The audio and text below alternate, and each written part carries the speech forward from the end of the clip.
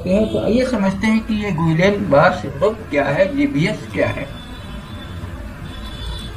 दोस्तों, गिल्डन बार सिंड्रोम को हम लोग जीबीएस के नाम से जानते हैं। ये एक दुर्लभ या रेयर बीमारी होते हैं जिसमें रोगी के शरीर की प्रतिरक्षा प्रणाली यानी इम्यून सिस्टम पेरिफेरल नर्व के माइलिन शीट पर हमला या अटैक करती है।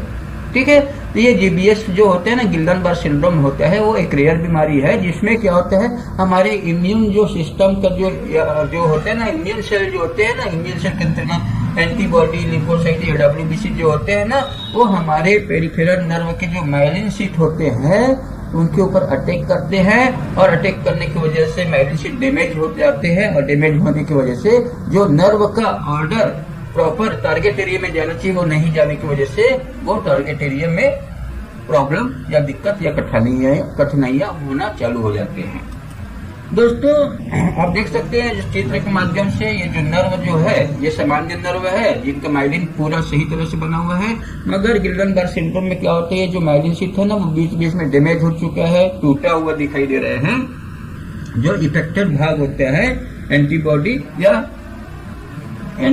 या लिम्फोसाइट या किसी भी इम्यून सेल के द्वारा, जिसके वजह से मसल्स को प्रॉपर कमांड नहीं मिलने की वजह से मसल कमजोर होते हैं, शरीर में थकान कमजोरियां हो जाते हैं, मसल पैरालाइज होने की वजह से व्यक्ति चलना फिरना भी मुश्किल हो जाते हैं। दोस्तों, इम्यून अटैक के कारण रोगी के विभिन्न भागों के मांसपेशियां यानी मसल्स में नर्व द्वारा इम्पल्स यानी संवेदनाएं ठीक से नहीं पहुंचने से रोगी के हाथों और पैरों में कमजोरी, थकान और झुनझुनी महसूस होने लगते हैं।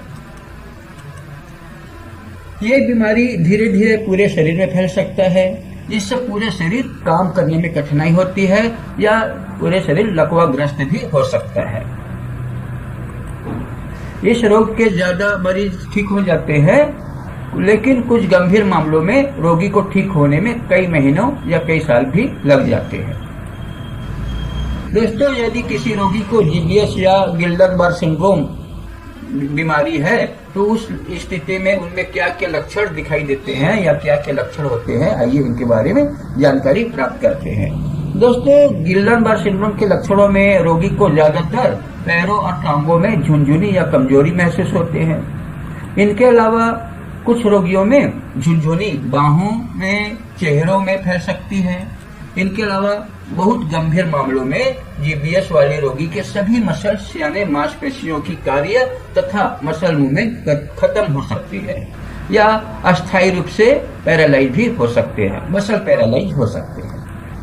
इनके अलावा हाथों तथा पैरों की उंगलियों में, टखनों में या कलाई में पिन और सुई चुभने जैसा महसूस होते हैं।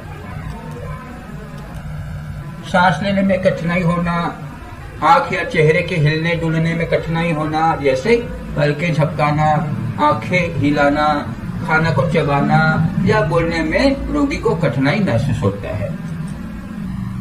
डबल विजन दिखना यानी कि दो चीज दिखना, ठीक है, डबल दिखना। इनके अलावा मांसपेशियों में कमजोरी जो कमर और पैरों से शुरू होकर शरीर के ऊपरी हिस्से तक भी फैल जाते हैं।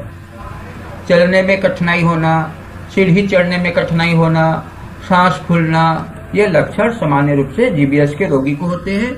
इनके अलावा आंतों या मूत्राशय का नियंत्रित रूप से कठिनाई करना, ठीक है, यानी कि जब भी मोशन करते हैं या पेशाब करने जाते हैं तो उन पर प्रॉपर कंट्रोल नहीं हो पाता, प्रॉपर नियंत्रण नहीं हो पाता, और साथ ही जो हार्ट बीट है वो तेज गति से चलता है, रक्तचाप जो कभी कम हो सकता है और कभी ज्यादा भी हो सकता है, ब्लड प्रेशर कम या ज्यादा हो सकता है जीबीएस होने की कंडीशन में, और साथ में बहुत तेज दर्द होना जो शाम के बाद बहुत गंभीर हो जाते हैं। शरीर के मसल्स में काफी दर्द होते हैं जो शाम के बाद वो दर्द काफी गंभीर हो जाते हैं, काफी तेज दर्द होता है। दोस्तों, अगर किसी भी रोगी को जीबीएस हुआ है या गुइलेन बार सिंड्रोम हुआ है तो उनके होने के कारण और जोखिम कारक क्या क्या हो सकते हैं, आइए इनके बारे में समझते हैं। दोस्तों, वैसे तो गिल्डन बार सिंड्रोम का वास्तविक कारण अभी तक स्पष्ट नहीं है या अभी तक मालूम नहीं है, फिर भी कुछ लक्षणों के आधार पर इनकी पहचान की जाती है।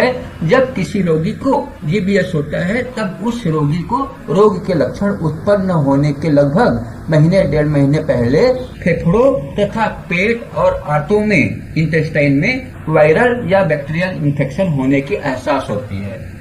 जब किसी भी रोगी को जीबीएस होता है ना तो उनके 1-1.5 महीने पहले पेट में, फेफड़ों में या इंटेस्टाइन में इन्फेक्शन महसूस होता है या उस रोगी को बुखार आने जैसे लक्षण भी हो सकते हैं।